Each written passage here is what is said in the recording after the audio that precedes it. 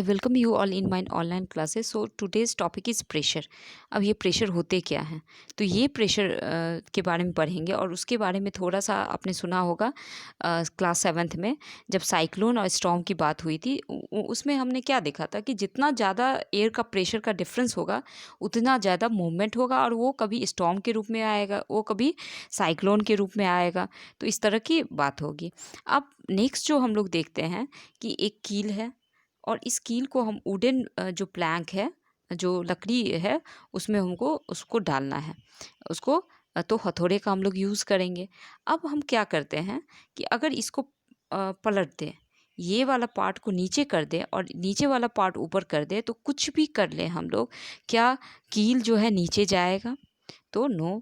अगर वही जो है एक और चीज़ करते हैं हम लोग, जो सब्ज़ी हम लोग काटते हैं, जो वेजिटेबल, जो नाइफ़ काटते हैं, तो नाइफ़ जनरली जो है जो मोटा वाला एज से होगा, जिसका एज जो है जो ज़्यादा है, उससे अगर काटें या शार्प नाइफ़ से काटें, तो किससे ज़्यादा अच्छे से कटिंग होगा। तो जो शार्प नाइफ़ का यूज़ हम लोग करेंगे, जिसका एरिया बहुत कम है, तो उससे हम लोग ज़्यादा जो है उसको अच्छे से काट पाएँगे। उसी तरह इसमें भी जो ये इसका एरिया बहुत कम है और इसका एरिया ज़्यादा है। तो कम वाले एरिया से हम लोग जो है नेल को अंदर घुसा सकते हैं, लेकिन ज़्यादा वाले एरिया से हम लोग नेल को घुसा नहीं सकते हैं। तो अब ये क्या है, यहाँ पे क्या यूज़ हो रहा है, एरिया आ रहा है और फ़ोर्स लग रहा है। तो दोनों को एक रिलेशनशिप में हम लोग बाँधते हैं और नाम देते हैं उसका प्रेशर। तो pressure is what? Force per unit area. हथौड़ा से क्या लग रहा है? फोर्स लग रहा है। किस पे लग रहा है? एरिया पे लग रहा है। तो क्या हो रहा है? टास्क कुछ परफॉर्म हो रहा है। उसी तरह जब कटिंग हम करते हैं नाइफ से, तो नाइफ के एकदम जो पतले से एरिया पे जो शार्प नाइफ होगा, उस पे हम लोग जो है हाथ से फोर्स लगा रहे हैं सब्जी काटने के लिए। तो यहाँ पे क्या हो रहा है? फोर्स लग रहा है, पर यूनिट एरिया पे लग रहा है। तो this is called pressure. This is called pressure. अब ये प्रेशर जो लग रहा है, ये यहाँ जो प्रेशर की बात हो रही है, यहाँ जो फोर्स की बात हो रही है, वो परपेंडिकुलर है। आपने देखा सब्जी काटने के टाइम में भी हम बिल्कुल 90 डिग्री पे चाकू को रखते हैं, और इसको भी 90 डिग्री पे जो है रखा गया है, तभी ये काम कर रहा है। अब यहाँ पे हम लोग देखते हैं कि जो कुली है, कुली जनरली क्या करता है कि सामान रखने से पहले हेड पे कपड़े का वो बांध लेता है। तो ये कपड़े का बांधने से उसको क्या फ़ायदा होता है?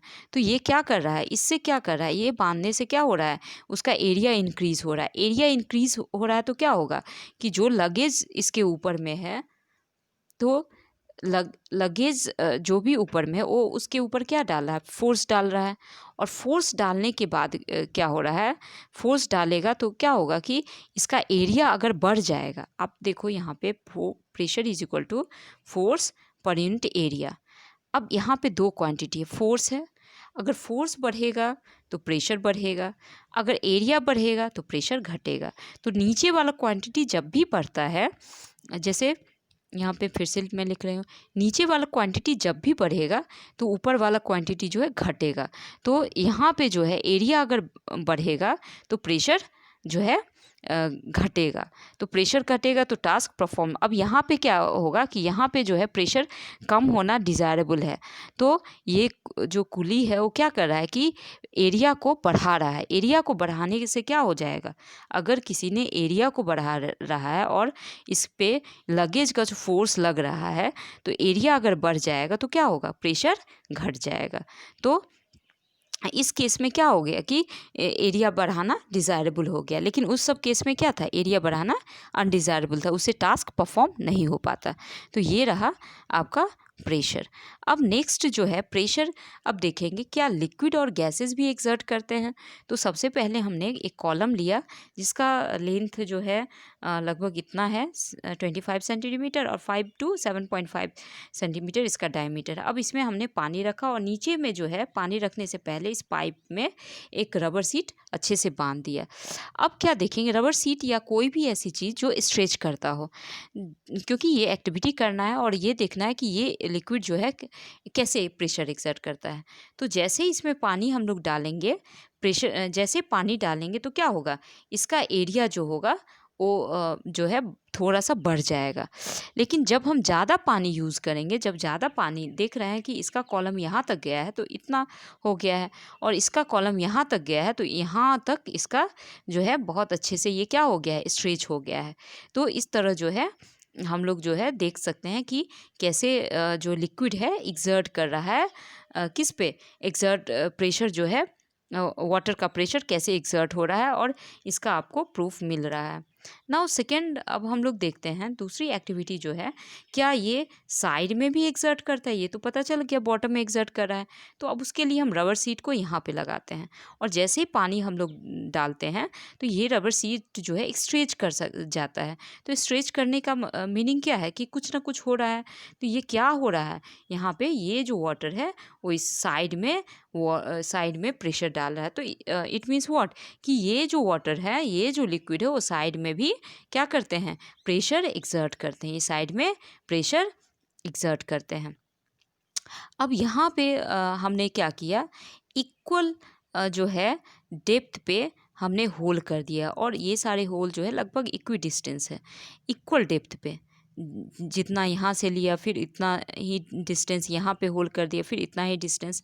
अब होल करने के बाद जब हम लोग पानी डालेंगे तो पानी डालने के बाद ये जो वाटर का जो डिस्टेंस होगा, वाटर का जो फ्लो का डिस्टेंस होगा और बोतल का डिस्टेंस होगा, उसके बीच का डिस्टेंस, जैसे मान लो कि पानी जो है, पानी का यहाँ तक आया, पानी यहाँ तक आया, फिर ये पानी यहाँ तक आया, फिर ये पानी यहाँ तक आया। तो अगर हम लोग मेज़र करें इसका, तो यहाँ तक आ रहा है, फिर यहाँ तक आ रहा है, यहाँ तक मान लीजिए ए है, बी है और सी है इधर का। तो A equal to B equal to C. तो सबका जो होगा डिस्टेंस फ्रॉम द बॉटल जो होगा, इस पानी का जो यहाँ का जो एंड है, या तो डिस्टेंस सबका इक्वल होगा। तो इट मीन्स व्हाट, कि इक्वल डेप्थ पे अगर मान लीजिए कि यहाँ पे अगर होल कर देते हैं तो वो अलग बात होगी, लेकिन यहाँ पे अगर पानी गिर रहा है तो इसका पानी भी इधर ही गिरेगा। इसका डिस्टेंस, दोनों का बीच का डिस्टेंस इक्वल होगा। तो इक्वल डेप्थ पे, यहाँ पे चूंकि इक्वल डेप्थ है, सभी का डेप्थ सेम ही है, तो यहाँ पे जो भी डिस्टेंस बिटवीन द बॉटल और जो पानी का जो होगा डिस्टेंस, वो क्या होगा, इक्वल हो जाएगा। जहाँ पे फॉल कर रहा है पानी, फाइनली जो जहाँ पे टच कर रहा है, स्ट्रीम जो टच कर रहा है ये प्लेट को, तो यहाँ पे जो है इक्वल डिस्टेंस पे होगा। तो इट मीन्स व्हाट, कि जो लिक्विड है एक्सर्ट करते हैं equal pressure at the same depth पे इक्वल प्रेशर एक्सर्ट करते हैं। तो लिक्विड जो है एक्सर्ट करता है वॉल पे भी प्रेशर एक्सर्ट करता है। उसी तरह गैसेस भी एक्सर्ट करते हैं वॉल पे। तो जैसा हमने 7th क्लास में बहुत कुछ देखा था, जैसे आपने देखा था कि कैसे जो टिन का कैन था उसमें पानी हमने लिया था, उसको बॉयल किया था, फिर बॉयल करने के बाद उसमें ढक्कन लगा दिया था और फिर पानी ऊपर से डाल दिया था। तो वो जो डब्बा था, टिन का कैन था, वो कैसे अंदर से जो है वो सिकुड़ गया था। तो ये था। उसके बाद कैसे टायर में अगर ज़्यादा अगर हम लोग एयर डाल देते हैं तो क्या होता है, पंचर्ड हो जाता है। फिर बलून में ज़्यादा एयर अगर हम उसको ब्लो कर देते हैं तो क्या होगा, वो फट जाता है। तो इट मीन्स व्हाट, कि ये एयर जो है, ये जो बलून्स है, ये भी एक्सर्ट करते हैं प्रेशर। अब एक चीज़ और था कि जब पाइप, आपने देखा होगा कि पाइप जब कहीं कहीं जो है लीकेज हो जाता है पाइप में, पानी के पाइप में, तो वहाँ पे आप देखोगे फाउंटेन जैसा पानी निकलता है। तो ये फाउंटेन जैसा पानी कैसे निकलता है, तो बिल्कुल जो हमने ये प्रूफ किया, पहले देख लिया कि ये जो पानी है वो वॉल पे एक्सर्ट कर रहा है प्रेशर, और इस प्रेशर के एक्सर्शन के कारण क्या होता है कि जो वाटर बाहर से निकलता है, वाटर बाहर निकलता है, वो क्या निकलता है, फोर्स में निकलता है, और ये एक्सर्ट करता है प्रेशर। आपने देखा होगा जब बाढ़ आती है या तो क्या होता है कि बड़ा बड़ा बिल्डिंग टूट जाता है। क्यों? क्योंकि इतना ज़्यादा उस प्रेशर रहता है। तो ये सब सारी बातें इसके लिए, कि ये दिखाने के लिए, ये समझाने के लिए कि जो एयर है और वाटर है वो एक्सर्ट करते हैं pressure. Now next topic we are going to study atmospheric pressure. अब एटमॉस्फेयर की प्रेशर क्या होगा। अब यहाँ पे हम लोग एटमॉस्फेरिक प्रेशर की बात करने वाले हैं। अब ये एटमॉस्फेरिक प्रेशर होते क्या हैं? तो प्रेशर एटमॉस्फेयर पहले होते क्या हैं? तो एयर जो है एक इन्वेलप की तरह जो है अर्थ को सराउंड करेगा, और that envelope of air is called atmosphere. ये हम बच्चे से पढ़ते आ रहे हैं, 6th क्लास में भी हमने देखा था कि एयर को सराउंड करता है अर्थ, इसको कहेंगे एटमॉस्फेयर। और इसका जो है बहुत दूर तक फैला हुआ, ये सब सारा क्लियर था। न्यू टर्म जो आया हमारे सामने, दैट इज़ एटमॉस्फेरिक। अब जो ये जो एयर है वो एग्जर्ट करेगा प्रेशर, जो एग्जर्ट करेगा pressure, that is called atmospheric pressure. तो प्रेशर क्या था? Force per unit area.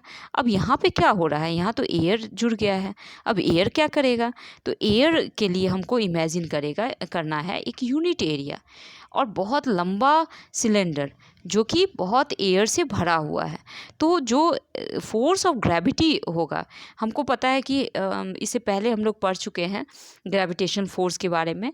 तो एक फोर्स ऑफ ग्रेविटी होता है जो कि सभी चीज़ को अपने जो है अब जो अट्रैक्ट करता है। अर्थ क्या करता है? सभी चीज़ों को अट्रैक्ट करता है। तो यहाँ एयर को क्या कर रहा है? अट्रैक्ट कर रहा है। तो this is force of gravity. तो ये जो फोर्स ऑफ ग्रेविटी जो होगा वो हो जाएगा एटमॉस्फेरिक प्रेशर के बराबर। तो यहाँ पे जो है ये जो हो जाएगा ये एटमॉस्फेरिक प्रेशर हो जाएगा। जो फोर्स ऑफ ग्रेविटी हो क्या हो जाएगा? एटमॉस्फेरिक प्रेशर हो जाएगा। तो अब यहाँ पे एक और एक्टिविटी है, ये कितना हम देखते हैं एटमॉस्फेरिक प्रेशर जो है कितना स्ट्रॉन्ग है, उसको हमको देखना है। तो हमको क्या लेना है? एक रबर शक्कर लेना है। शक्कर क्या होता है कि एयर को क्या कर लेता है? शक कर लेता है, चूस लेता है। उस एरिया में अगर रबर शक्कर डालेंगे तो एरिया का जो एयर है वो पूरी तरह क्या होता है? जैसे वैक्यूम क्लीनर, वैक्यूम क्रिएट कर देता है उसमें, उस एरिया में क्या कर देता है? वैक्यूम। Vacuum means what? कि जहाँ पे एयर नहीं है, तो दैट इज़ कॉल्ड वैक्यूम। तो बहुत सारा स्पेस जो है यूनिवर्स में, बहुत सारा ऐसा जगह है जहाँ पे एयर बिल्कुल नहीं है, so that is called vacuum. तो यहाँ पे क्या हो रहा है? ये जो रबर शक्कर है वो क्या क्रिएट कर रहा है?